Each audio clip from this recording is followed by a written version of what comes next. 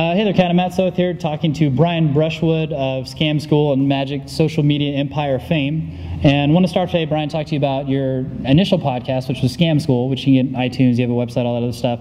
Kind of what was your concept with Scam School? What were you trying to accomplish? What were some of the things you're looking to do when you started putting that out there? Well, for those who don't know, Scam School is the show, we call it the show about social engineering at the bar and on the street, which basically means learning how to use magic and trickery to screw your friends out of drinks at the bar. And it was born of the idea that, I'm somebody who knows a lot of bar tricks and scams. With my day job, I tour all over the United States. Everybody shows me bar tricks after the show, so I picked up a lot. And I noticed that they were extraordinarily popular on YouTube, but none of them had any kind of engaging host. They were always just a pair of hands, maybe some subtitles. So I thought there would be a place for a personality-driven show where people could actually go to the bar and learn how to do tricks. And so we launched it, and it seems to have done really well. In the first year, we were named a top video podcast of 2008. Then we were named a top video podcast of 2009. And from there, I've tried to parlay it into other shows, including NSFW on Leo Laporte's Twit Network, and now I'm hosting a movie and television review show called Frame Rate as well. Excellent. Now, as far as that process evolving, I know you also have a huge foray into Twitter and Facebook and things of that nature. Have you kind of woven those together, or do you have a philosophy or strategy for making comments on Twitter, Facebook, that kind of thing? Absolutely. I view Twitter and Facebook as a continuous performance. There are producers and consumers, both on Facebook and Twitter. You've got to decide. Some people want to be both. Some people, for example, on Twitter, I like to be a consumer and a producer. I like to follow what my friends are up to, and I like to provide them with insights, witty remarks, and links to things, stuff I think is cool. Facebook, I've realized that I'm only a producer. I don't ever really read anything on Facebook. I only put stuff out there. So you got to decide what you want to get out of it, and you got to make sure that you deliver on that. My tweets tend to be very consistent in that there are 3 to 10 per day. They are almost always something clever. I try to make up a couple of clever witticisms, a couple of clever things. You want to provide for them, and you're giving a non-stop performance the entire time, and people respond to that.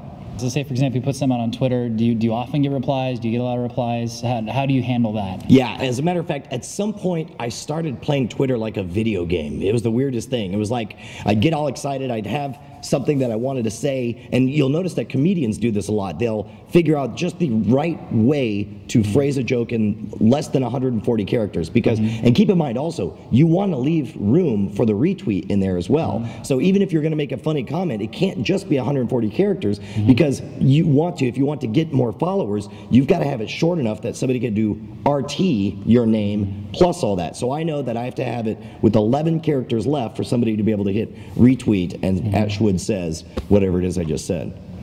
So now, as far as your strategy, as far as putting stuff out on Twitter, do you put out the same thing on Twitter and Facebook, or do you differentiate, vary it up? I do. I mean, I can. I use TweetDeck for everything, which is a master control program that accesses everything. But I usually will be more prolific on Twitter. I think we're accustomed to seeing more updates of less important information on Twitter. Also, I'm very aware of what type of audience follows me on each one. The Twitter audience tends to be much more of the fans of NSFW and Scam School, whereas Facebook, I know there's a lot of people who just know me for real life. There are people every single week for over a year and a half now, I've announced when I've gone live on my broadcast for NSFW, and I met somebody who's been on my Facebook that entire time, and who comes up and says, he said, "What's this NSFW thing? I see it, you're on it all the time, but what is it?" And it's like, it's amazing, because every single time I say live now, click to watch. And it's like, there's some disconnect where people are like, oh, that's something Brian's doing, I'm not going to click it. So you need to figure out how to train your audience as to what you want them to get out of your feed. And do think of them as an audience, because it is very much a performance if you want to get a lot of people's attention. Now, how do you choose, and one of the things, especially early on when I started following you on Twitter, that I had a lot of respect for, because not everyone does this, is when I would retweet or do an @reply, you would respond. Absolutely. This is one of those golden age moments. I remember in the late 90s when email was still relatively novel, you could really send an email to some famous people, and they would write back extremely thoughtful, long responses, because there wasn't everybody hammering you nonstop over email. When I was 19 years old, I wrote a letter to Teller asking for advice and help, and he wrote back a 4-page essay for me with some of the most brilliant insights on what it takes to be a successful magician. Obviously, it's hard now for me to get more than 3 lines out of him because he's so slammed and I'm so slammed, and email is not the place where we want to write long discourses anymore.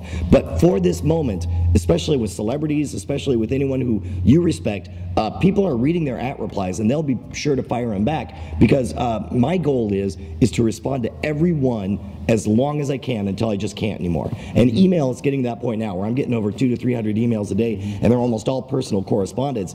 If I can't jot back a line or two, it's very hard for me to write a thoughtful response. But because Twitter is such a small format, I've got no excuse. I mean, I can punch out 120 characters easy. Well, excellent. Brian, hey, thank you very much for your time. I appreciate it. Appreciate it. Excellent. Kata, thank you for watching.